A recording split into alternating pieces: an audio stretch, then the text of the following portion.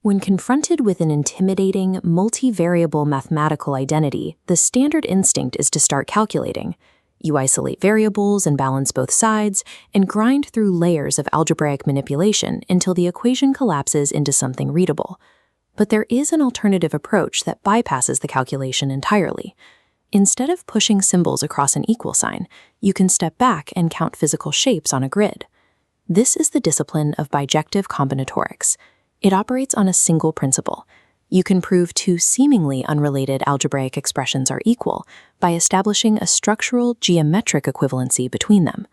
To prove quantity A equals quantity B, you must find a rigorous one-to-one mapping between objects in set A and set B.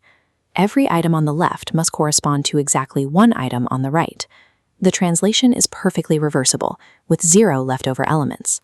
If you can build that physical bridge, you don't need to do the math. The structural mapping guarantees the algebraic equality, revealing the hidden architectural blueprints that govern the numbers. To understand how this works, we will start by mapping simple linear spaces to prove established numeric sequences. We will then escalate the complexity to map equivalence families, complex branching networks, and intricate mathematical trees. Finally, we will tackle the peak of this methodology, using precise geometric rules to connect discrete grid paths directly to advanced linear algebra. Mastering these physical translations provides a mechanism to confirm highly complex discrete mathematics without ever needing to calculate the underlying equation. The best place to observe the mechanics of a bijection is inside a heavily constrained linear combinatorial space. This horizontal grid is the standard physical model for evaluating Fibonacci numbers. The rules are simple.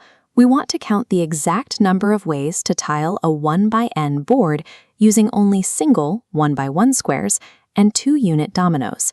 Using this grid, we can evaluate a dense identity, proving that f sub m plus n equals f sub m times f sub n plus 1 plus f sub m minus 1 times f sub n. We establish the proof by physically splitting our board at position M and evaluating the independent sides. There are exactly 2 ways this split can happen. In the first case, the tiles split cleanly at the fault line. The total configurations here are simply the independent possibilities on the left multiplied by the independent possibilities on the right. In the second case, a single domino sits directly over the fault line, bridging the gap. Because that specific space is occupied, the remaining configurable space on both sides shrinks by 1 unit, forcing a completely different set of mathematical possibilities. We can apply similar structural logic to integer partitions. A partition is just a way to break a whole number down into an unordered sum of smaller positive integers. The mathematician J.W.L. Glaisher built a bijection proving that if you count the number of ways to partition an integer using strictly odd numbers, the result perfectly matches the number of ways to partition that same integer using strictly distinct, non-repeating numbers. This brings us to a more demanding geometric concept, an involution. Demonstrated by Franklin's proof of the pentagonal number theorem, an involution is a specific type of bijection that acts as its exact own inverse. Franklin's proof applies a transformation that successfully pairs up almost all possible integer partitions. The structure is so rigorous that the only shapes left over, the isolated fixed points that cannot be paired, perfectly calculate the pentagonal numbers. By translating algebraic series into physical groupings and evaluating how tiles split, mathematicians entirely bypass the need to parse through infinite summations. Let's expand our scope from linear sequences to a much wider ecosystem of seemingly unrelated geometries. Look at these 4 distinct configurations: perfectly balanced parenthesizations, Dyke paths moving across a grid, branching binary trees, and the internal triangulations of a polygon. Despite looking nothing alike, they belong to the Catalan family. They all share the exact same combinatorial DNA, calculated by the Catalan number equation, C sub n equals 1 over n plus 1 times 2n choose n. This shared identity grants immense operational power. Because a bijection links these structures, any theorem proven true in the domain of grid paths automatically becomes a proven theorem for binary trees and polygon divisions. This property becomes particularly useful when evaluating complex network structures, like Cayley's formula for counting labeled trees. Cayley established that for a set of n uniquely labeled vertices, there are exactly n to the power of n-2 possible ways to connect them into a valid tree. To prove this without massive calculation, we use a translation algorithm called the proofer sequence. This method encodes the physical shape of the tree directly into a string of numbers. The algorithm operates through deliberate destruction. First, we locate the single outer leaf with the lowest numerical label, and we record the number of the node it is connected to. Then, we completely delete that starting leaf from the graph. We run the exact same process on the newly pruned tree, repeating the cycle of locating, recording, and deleting until only 2 nodes remain. At the end of the process, the remaining bracketed sequence contains exactly n-2 numeric entries. Because this step-by-step destruction is perfectly reversible, counting the total number of possible numerical strings perfectly yields the number of possible physical trees. Bijections serve as universal translators here, demonstrating that wildly different geometric forms can function as hard drives storing the exact same data. The ultimate application of this discipline takes place on empty grid spaces subject to strictly ascending rules. We start with a standard Young Tableaux. This is a specific geometric filling of a grid, where every number must strictly increase as you move from left to right across the rows and top to bottom down the columns.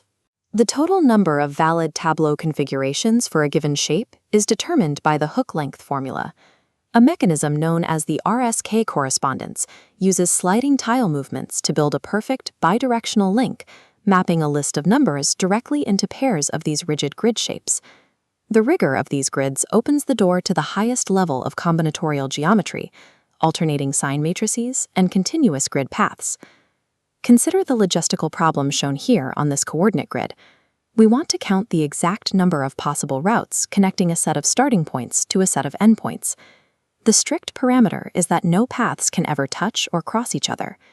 To solve this, we rely on the LGV lemma, the Lindström-Gessel-Viennot lemma, which operates as the ultimate bridge between discrete grid systems and continuous linear algebra. The LGV lemma proves that the exact count of these non-intersecting path systems is perfectly equal to the determinant of a specific matrix tracking all the individual route options. The bijection built into this lemma is incredibly efficient. By executing the mathematical act of calculating the matrix determinant, the formula inherently cancels out every single invalid intersecting path, leaving only the clean data behind. At this level of the field, discrete geometric puzzles dissolve completely into the algebraic tools of matrices, locked together by a single perfect mapping. The acceleration of abstraction we have covered here today illustrates the true immense leverage of this mathematical discipline in action. We began by physically splitting simple domino tiles to evaluate infinite Fibonacci sequences. We watched the branches of physical trees get methodically pruned and perfectly translated into numeric code. And we elevated those same spatial rules to map the avoidance of paths on a grid directly to the algebraic calculation of matrix determinants. Bijective Combinatorics refuses to treat mathematics as a series of isolated operations. Instead, it proves that seemingly unrelated equations are often identical physical spaces wearing different disguises. But the validity of these proofs entirely depends on strict adherence to the rules. The mapping must be rigorous, complete, and exactly reversible. When that standard is met, absolute mathematical equality is achieved without ever calculating a final number. To definitively prove that 2 complex systems are identical, you don't evaluate them. You simply pair them up, one by one.